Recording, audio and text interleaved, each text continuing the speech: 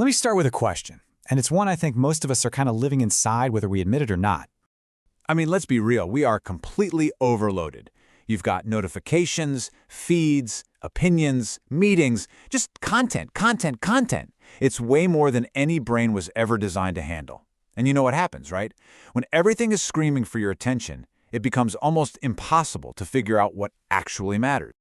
So that's exactly the problem Jeff Karp is tackling in his book, Lit. And his solution isn't just, try harder. It's about giving you real, practical tools to flip your internal state, to go from feeling drained and on autopilot to being alert, creative, and purposeful. He calls them life ignition tools. Pretty cool, right? Lit. Okay, so to really get how to become lit, we've got to first talk about the trap we all fall into. Let's dig into this core distinction that Karp makes. So Karp basically says we're always bouncing between these two modes. You know the first one, right? That high energy state where you feel totally alive, ideas are just popping, you're engaged. But then there's the other side, that low energy autopilot. That's when you're just going through the motions, mindless scrolling, grabbing a snack you don't really want, just sticking to whatever's easy and familiar. And he calls this low-energy autopilot a real trap. And here's why it's so dangerous. It's not just about getting less done. It's that it actually reduces possibility itself. Think about it. When you're stuck in that mode, you're not innovating. You're not exploring. You're not even seeing new options that are right in front of you. You're just repeating the same old pattern. And you know the scariest part? This low-energy autopilot can start to feel totally normal.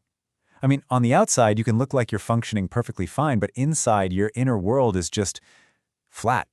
And this brings us to one of the most important ideas in LIT. This isn't about you. It's not about your personality. It's about the state you're in. Yeah, the big idea is just that simple. You don't need a whole new personality. You just need a new state. So the very first tool in the LIT toolbox is just awareness. The ability to actually notice, in real time, which mode you're in. Just ask yourself, right now, am I in a lit state or am I in that low energy state? And then, right after that, you ask a second question. And this one changes everything. What pattern pulled me here? See, this low energy mode, it isn't random. It's got triggers. It happens when your environment is basically designed to hijack your attention, or when you're just totally depleted and your brain goes for the easiest, cheapest option. It happens when your whole day just becomes a loop. And those patterns, the same commute, looking at the same screens, feeling the same stresses, that's what creates the loop that keeps us stuck. But here's the amazing part. That loop, it can be changed. Because your brain, it's not fixed. It's adaptable. It literally rewires itself. It learns patterns, sure, but it can also unlearn them. This incredible ability is what scientists call neuroplasticity, the brain's power to carve out new pathways. So what does that mean for us? It means if your habits are constantly pulling you down into that low-energy autopilot, you don't need more willpower. You need a better design. You need to change the loop itself. Okay, so most of our habits run on this simple three-part cycle. There's a cue, a routine, and a reward. The cue is what triggers you. The routine is what you do next. And the reward is what your brain gets out of the deal. So, for example, if your cue is feeling stressed, your routine might be to grab your phone and start scrolling. And the reward? A little bit of temporary relief. Or maybe the cue is boredom. The routine is snacking, and the reward is just a bit of stimulation. So you see, it's not about being weak or lazy. It's just your brain doing its job, using the fastest, easiest tool it has. The whole goal of LIT is to give your brain better tools. Tools that actually create energy instead of draining it. This is what Karp calls flipping the switch. All right, so let's try a little LIT-style self-audit you can do, like, right now. Just ask yourself, what's the biggest source of resistance in my life right now? What's that thing that's always stealing my energy? And what's keeping me from doing the stuff I know matters? Now, hold on. The goal here isn't to judge yourself. It's to get curious. Because if resistance is the obstacle, your job isn't to fight it head on. Your job is to design your way around it. And that's what Karp's approach is all about, making the lit choice the easy choice. We're not talking about some massive life overhaul here. We're talking about small, practical steps, like make it ridiculously easy to start, make the reward at the end way more appealing. Use those tiny wins to build up some momentum, and this is a big one, pace yourself so the new habit can actually stick around. And that leads us to maybe one of the most powerful lit tools of all, the pause. It's so simple. It's just a deliberate moment where you step out of autopilot. See, autopilot is fast, I'll give it that, but it's not very wise. Most of the things that drain our energy come from these unexamined habits, right? Checking your phone without even deciding to, saying yes to things without thinking, filling every moment of silence with noise because, well, silence can feel a little uncomfortable. So the pause is incredibly simple. Before you do the thing, just take one breath and ask, is this really what I want to be doing right now? Is this a choice or is it just a reflex? I mean, that one single moment can save you hours of wasted attention. And it does something even more important. It gives you your agency back. When you pause, you stop being a passenger in your own life.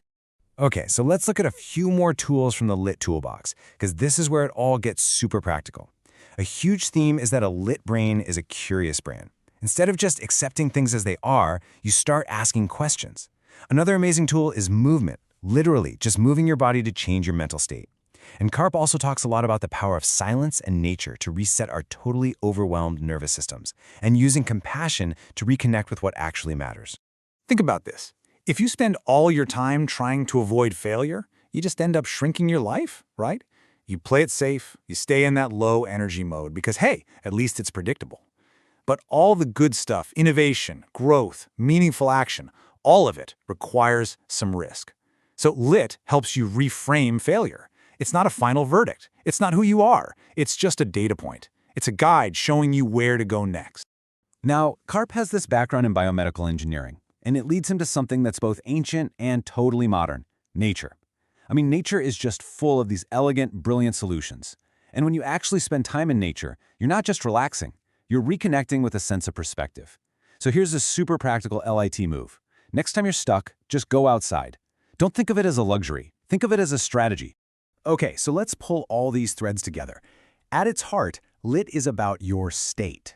Your life really changes when your internal state changes. And how does your state change? Well, it changes when your habits, your environment, and where you put your attention all change.